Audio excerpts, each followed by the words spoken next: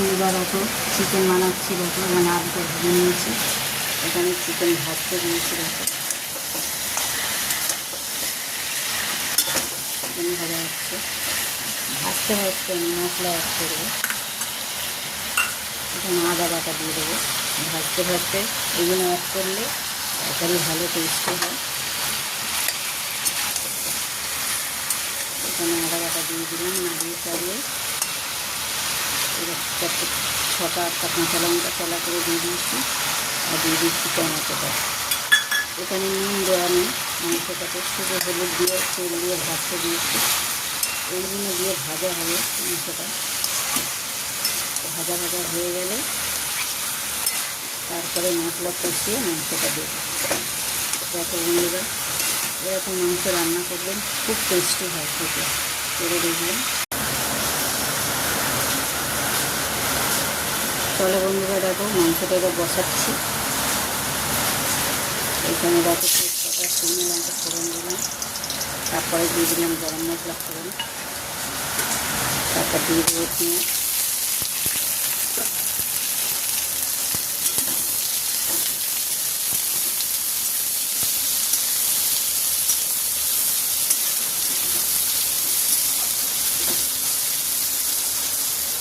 এখানে দেখো মাংসটা ভাজা হয়ে গেছে ভালো করে। আলু, মাংস, টমেটো, কাঁচা লঙ্কা, হলুদ, নুনটা এখনও দিইনি, নুনটা লাস্টে দেবো।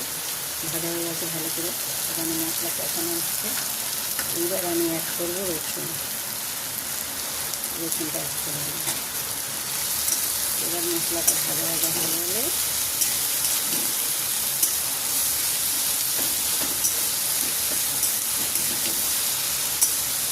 পেঁয়াজটা একটু লাল লাল হয়ে গেলে, রসুনের গন্ধ, পেঁয়াজের গন্ধ ছেড়ে গেলে ওতে অ্যাড করে দেবো।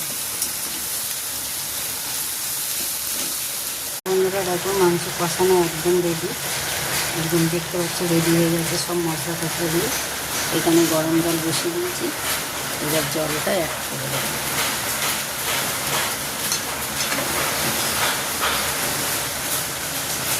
এরকম মাংস বানালে খেতে কিন্তু সুস্বাদু হয় বন্ধুরা।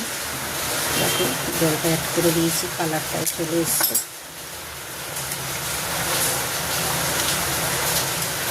কত সুন্দর কালার এসছে, দেখেছো?